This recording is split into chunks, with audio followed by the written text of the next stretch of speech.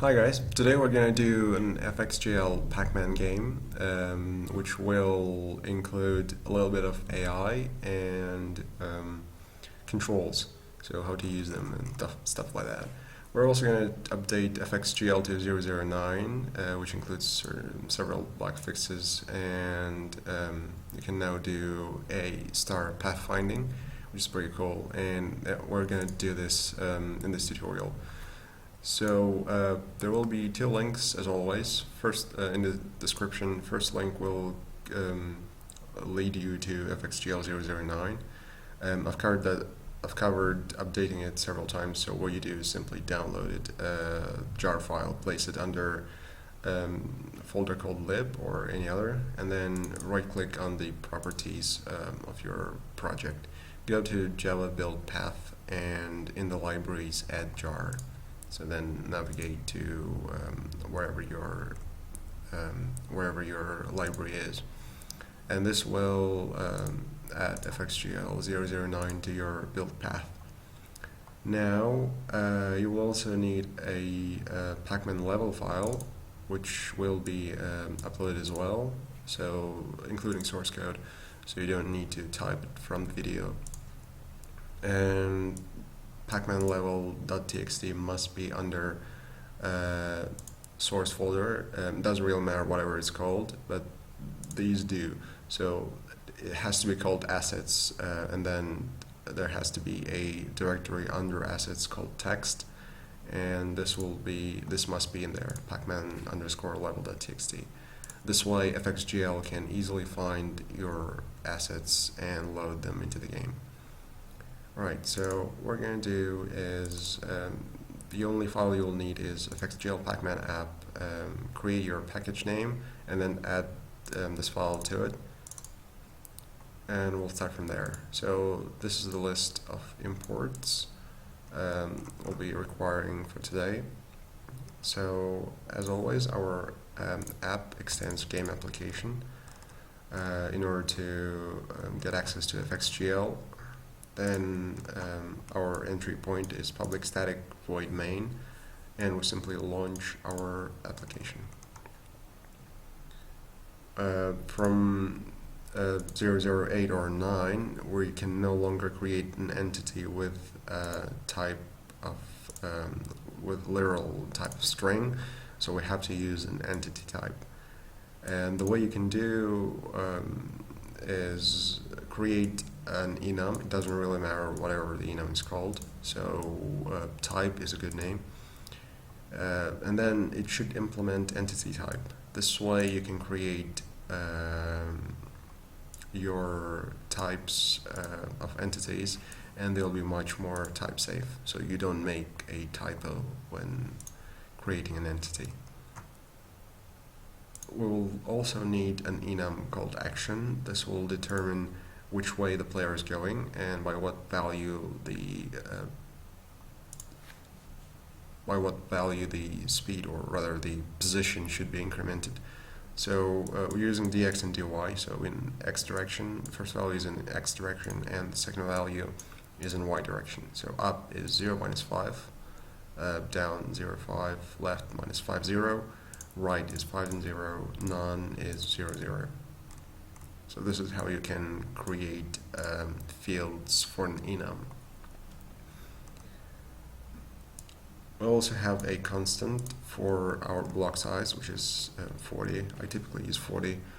Entity size, because FXGL uses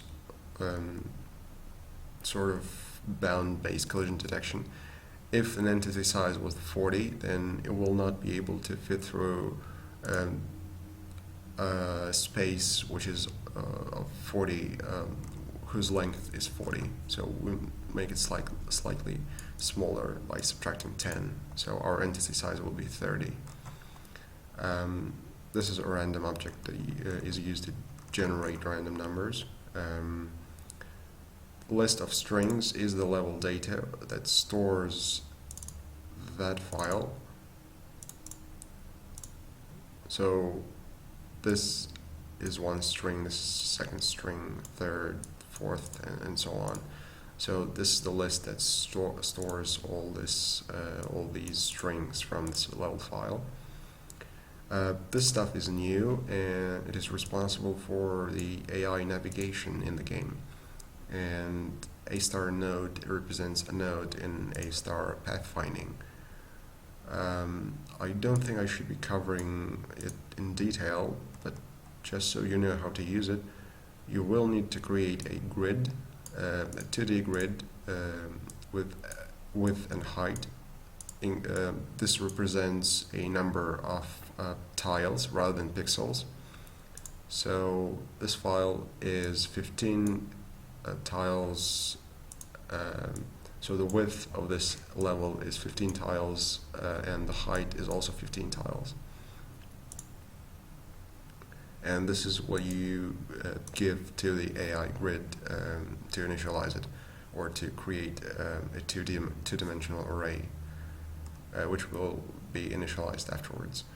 Then we create an instance of A star logic.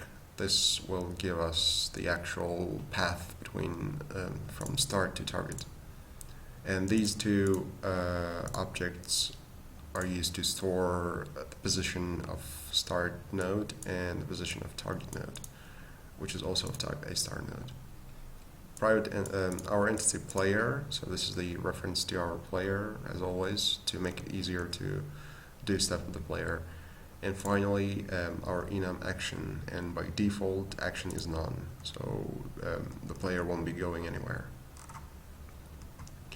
In init settings, we do the same as we always do, set title, width, and height, because it's 15 by 15, and because our block size or tile size is 40, so 15 multiplied by 40 gives us 600. So the width and the height of the application will be 600. And to just demonstrate the game, here we go. This is the sort of Pac-Man, kind of Pac-Man. Very simplistic, I would say. You have two enemies. One is controlled by sort of advanced AI, if you want to call it that, which is the red enemy, and he's being controlled, or he's given coordinates using A star pathfinding system or algorithm, so that he'll always be able to find you, and he'll choose the shortest path available.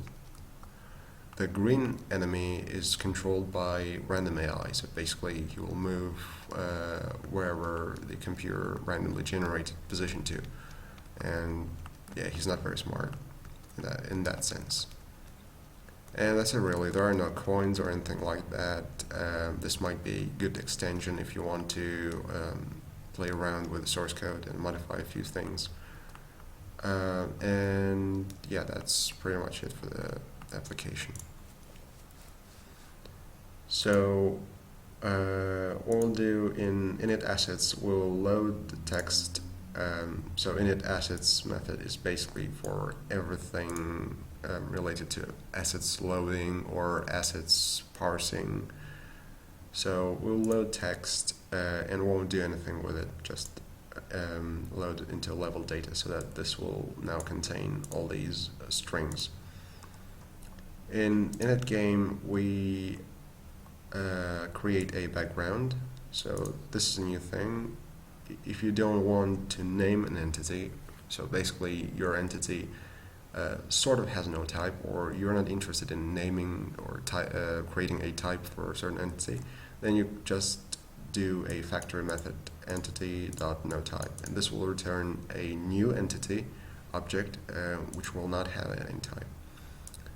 Set graphics, new rectangle 600 by 600. By default the color is black, so as you can see the background is a black color, and this is our background. Then we call init level, and this should be parsing. Yes, this is where we parse all these symbols or characters into an actual game object. So we first determine the length of each line. This code assumes that all lines are of same length. So And then we get the size of level data, which will return us the number of strings, which is equal to the height of this level. And then we keep obtaining line by line a string, and then we parse that string from 0th element to width -1. So we get a character. If character is 1, then it's a wall. If it's a 0, then it's nothing. So if it equals to 1, then we create a new entity of type wall. We set its position to j, which is in x direction, multiplied by block size, which is 40, and y coordinate to I multiplied by block size, and I in our case is the y direction. We then create a rectangle, which is going to be our graphics. Again, width and height of the rectangle will be block size. We set fill, which means set color, to gray, and then we set graphics to our wall. So that wall is now a gray square. Finally, we add it to the list of entities. And once we've parsed sort of the graphical part, we also need to create a model, or rather an AI grid, so that the computer knows, computer has a model of the world. So j and I are the x and y coordinates. We do not multiply by 40 because, if you remember, we're dealing with tiles rather than pixels. Don't worry about the h cost. This is AI stuff, or rather algorithm related stuff. So don't worry about this for now. And then final value that we supply is, we check if it's 1. If the character is equal to 1, then we supply 1. This means this particular node is impassable. So you cannot go through it, you cannot sort of go over it, you'll just collide with it, and you cannot do anything else. 0 means it is nothing, and it is a passable node. That's for init level. Now we're going to init or initialize our player. So player, new entity of type player, set position. This will place our player right in the middle of the game, as you can see at the start. Same about the color and the rectangle size, but it's not block size. We use entity size, otherwise it will get stuck in collision detection. And finally, we add it to the list of entities. Then we have init enemies. We have 2 enemies, and we've got a method to create an enemy, which is right here. So we supply x and y. This is where the enemy will be spawned, and the color of the enemy. And this is where we actually create the enemy. The type is going to be enemy. Set position x and y, so these two. Rectangle 30, 30. This should really be entity size.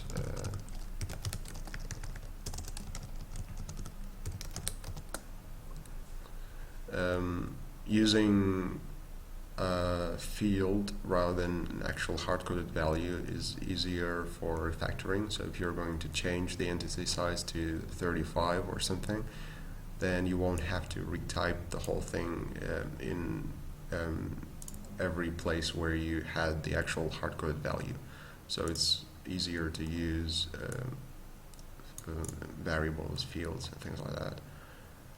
So we set fill to our rectangle, this color, then we set graphics, add entities, add entity enemy, and then we returned reference to that object.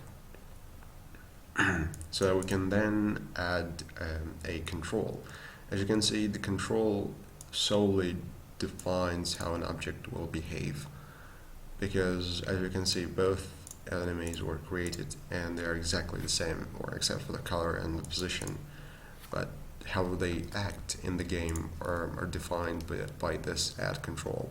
So the green one is sort of kind of dumb enemy, which relies only on the randomness of the numbers, or randomly generated numbers, and this red guy is kind of very smart.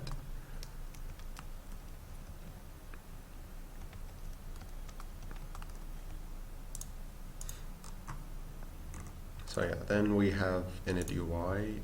Actually, we don't have anything in the init UI because we don't have user interface sort of overlay.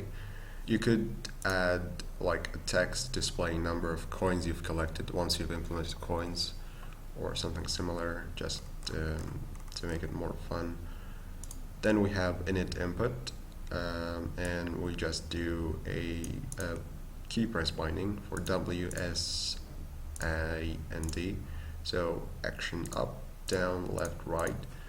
We don't move the entity right here because as far as I can remember, you can only move one direction at a time in Pac-Man. Doesn't really matter. If you want to, you can change it and move around and sort of have several direction inputs at the same time. Oh yeah, here's a new thing. You can now save screenshots of the game. This will only save your main screen, so this will not work on menus. Will not work yet. It might do in future releases. So what you do is simply call save screenshot method, which is inherited from game application. It returns a billion. If it returns true, then the screenshot was saved. So let me just try that. If I hit space, it should have saved. Yep, it says screenshot saved, and I believe that is the latest one. Yep, there you go. We just saved a screenshot from the game. It could be useful for, I don't know, something. For maybe sharing with your friends or something like that. Then we have an update, which is the update tick of the game loop. We move our move entity player using this particular action. So what kind of action that was. If it's none, we don't do anything. So the actual move entity method is down there. And we then check if the translate x, so basically if x coordinate of our player is greater or equal than 600, then we place it at 0. The same for the left size of the level. So this basically controls this behavior. So if you go to the right, it'll spawn you to the left, and the same with left. So if you go all the way left, it will spawn you back to the right.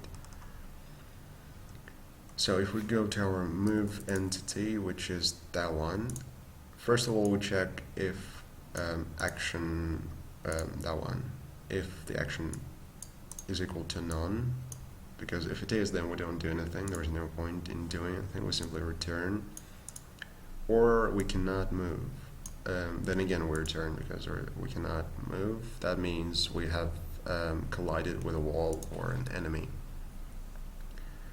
If none of that happened, then we can easily translate our entity to where it really wants to go, and we obtain dx and dy from the our enum.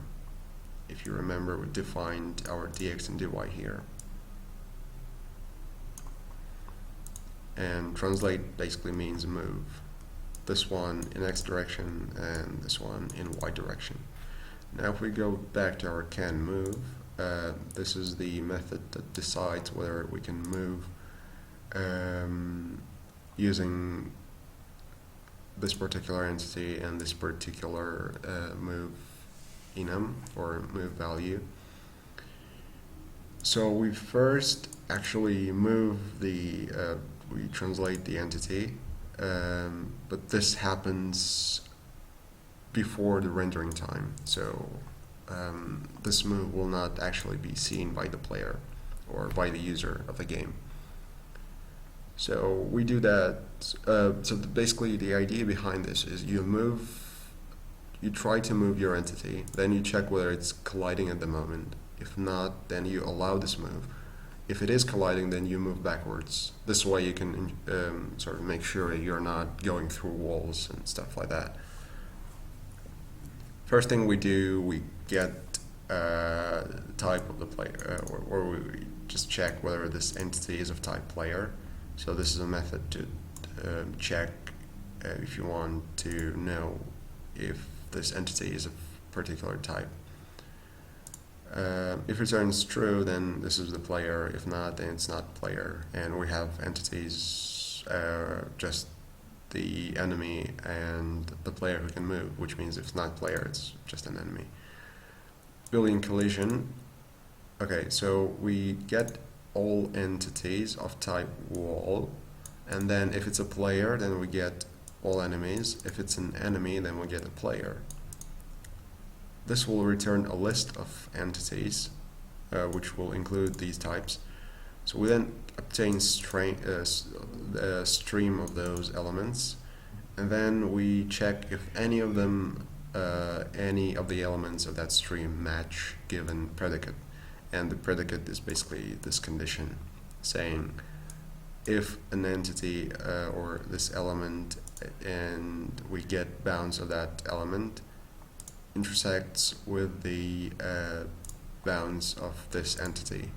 So this is the sort of low-level collision detection done by JavaFX. And if any of them matches this condition, this means once we've done this move, we've collided with something. We don't really care whether it's enemy, player, wall.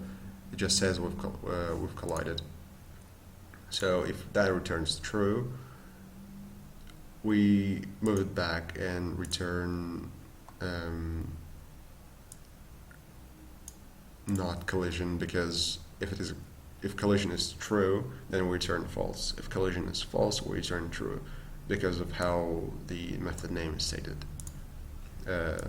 Method name is basically asking if an entity can move.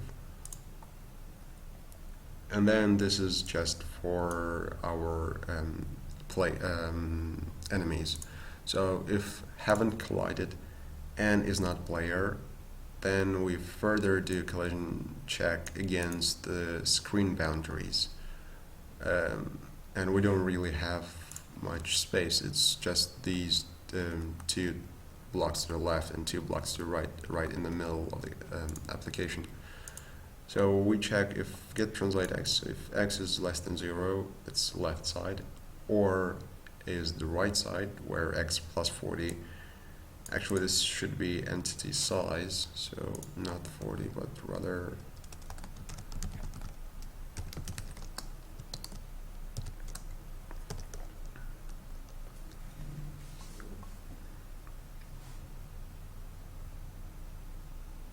yeah. And same thing here. So this will check the screen boundaries for enemies, so that enemies don't go off screen. And if they try, this method will return false, meaning they cannot move. And this is where we place our entity back, so that the user of the game doesn't actually see whatever happened in this method. And because we use it in move entity, if that returns false, we don't do anything, as if just saying the entity cannot move. And if it returns true, then this goes in here, and we can actually translate, and we move the entity, so that when the rendering happens, the user will see that the entity moved. Okay, there are 2 more things to cover: the controls and this method, which is done for enemy, and I'll come back to that later. So random AI is very simple.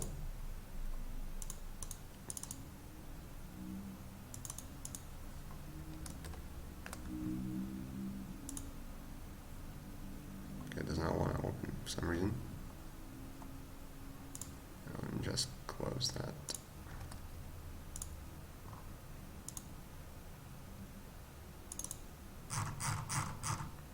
There we go. So this is the random AI, and we create a new control. This is how we, because it's an interface, there is a single method. It's a functional interface, so there is a just single method that we need to override. We create its own fields, move and last time switched. This move determines which way currently this random behavior should go. So on update, this is called again every update tick, so that happens 60 times a second. We move our entity. This calls our this method that we just covered. So this will actually check whether it can move or not, and which means it will not group through walls. If, and this is sort of our manual timer, if the difference between now and last time switched is less than a second, we don't do anything with simply return. So this basically says update the direction for this random AI every second, because if it goes over a second, this will go right here and this will happen. So we obtain a random value of action enum, which could be none, up, down, left, or right. So this. And we do this by using random generated number and next integer and using value of 5 because it's exclusive. Yeah, it says here exclusive. That means it will not be included. So all values 0, 1, 2, 3, 4 are valid. And this is what we really want because this is an array to which the indices start from 0. And we have 5 elements, which means the last element will be index 4. Alright, so and we then update our last time switch to now, so that our timer works. Smart AI is slightly more complicated. It still has the same last time switched field, which is used to check when we need to update our direction. Now, this is the stuff that is sort of not normal, and because AI pathfinding works with tiles and not pixels, we have to calculate stuff, compute stuff in tiles, and then if we get back tiles, we cannot really move using tiles because imagine we're moving 5 pixels at a time and one tile is 40 pixels, which means our enemy otherwise would be moving at speed 40 pixels at a time, which we don't want. So what we do is we create a method that I just skipped, yeah, this one, which is an animation, which is a translate transition, which comes from JavaFX, with duration this multiplied by 8 and by 2, and this is 0.016 is the so let me just start over. The player moves 5 pixels at a time because of that. And this at a time means each tick. Each tick happens 60 times a second, which means one tick is equal to this value, which is 0.016 of a second, or 16 milliseconds, 16.8, 16.6 and recurring. Now, because our A-star pathfinding will return tiles, and the tile size or the block size is 40, we divide 40 by 5, which gives us 8. So we're basically saying that this should be extended to the amount of this so that the enemies, the smart ones, speed is equal to the player. Now there's also multiplied by 2, and you might ask why would we want that? Because if the enemy's speed matches the player's speed, it's very difficult to play against because he'll basically outchase you, because a human player needs some time to think where he should go, And if you miss a click or a key press, he'll just be very fast. And I will demonstrate that.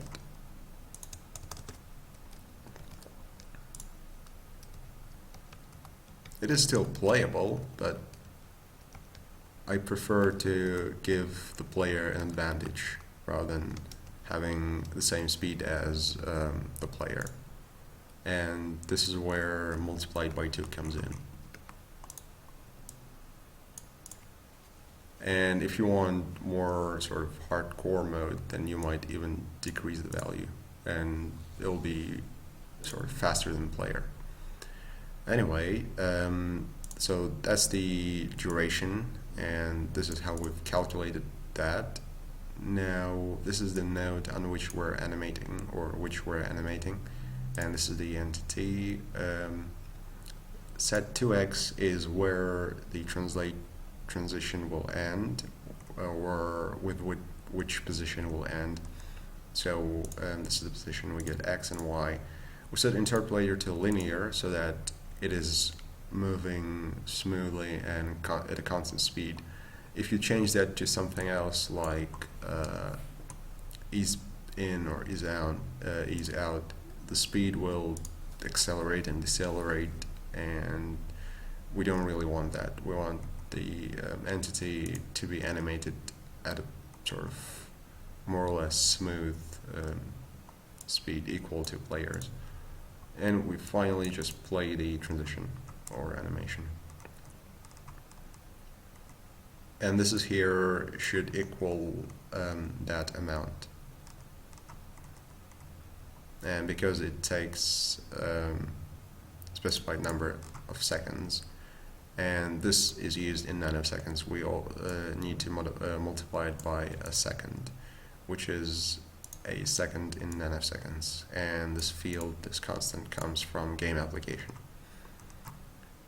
Now, like I said, we need to transfer or convert sort of pixel value to tile value. So we do that by dividing by 40. At some point, our player's pixel position might be 600 or higher, and this will return more than 15 at some point. Although we do sort of limit the player's x coordinate or coordinate in x direction. But in any case, it's just easier and much safer to do this. So we're basically making sure that the value doesn't go over 14, because these are indices to our grid array that we defined earlier with values 15 and 15. So the maximum index can be 14. And the target, remember, we're doing this from enemy's perspective. So the target is actually player. So we get players and translate x and y. And this is the position of the target. We obtain that from the grid, and we get back a star node. We do the same for enemy, or rather entity. And we obtain start position for the entity, and because it's from his perspective, this is where he's currently standing. Now we also set H cost, which is the heuristics for a star pathfinding algorithm. This is needed so that the enemy can find the shortest path to the player. If you want to, you can read up on this. Just type a star pathfinding algorithm to your into your search engine, and this will give probably Wikipedia page or something similar.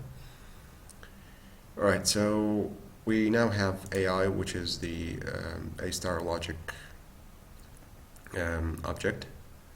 We call it getPath. We supply AI grid, and then we supply start and target. And what we get in return is the list of A star nodes, which is the path from start to target. not including start. So if path is not null, again, I've just implemented a start pathfinding in FXGL, so it's not sort of integrated perfectly. I will still think about ways of integrating it more easily, so you don't have to do most of this stuff manually. It will be done in FXGL. But anyway, so if path is not null, because it will return null if there isn't a single path. And the size of path, so this has at least one element. So we get that element, which is the next a start node for enemy to go to, and next tile really. So getX will multiply it by 40 to bring it back to pixel coordinates. So we're converting tile coordinates to pixel coordinates. And finally, we move the entity. We supply the point to which to move. We add +5 for X and Y, because if you remember, our tile size is 40 and our entity size is 30. So we're sort of centering our entity within the tile. And don't forget to update our manual timer. In future versions, there will be automated timer, so it'll be easier to do the stuff like that. And I think this will be it for this tutorial. We've covered quite a lot of things. Yeah, the source code will be up there, so you don't have to type it manually. And there will be a link to a 3-question survey, which is very simple, basically asking to give feedback so I can improve my videos. And that'll be it. Thanks for watching.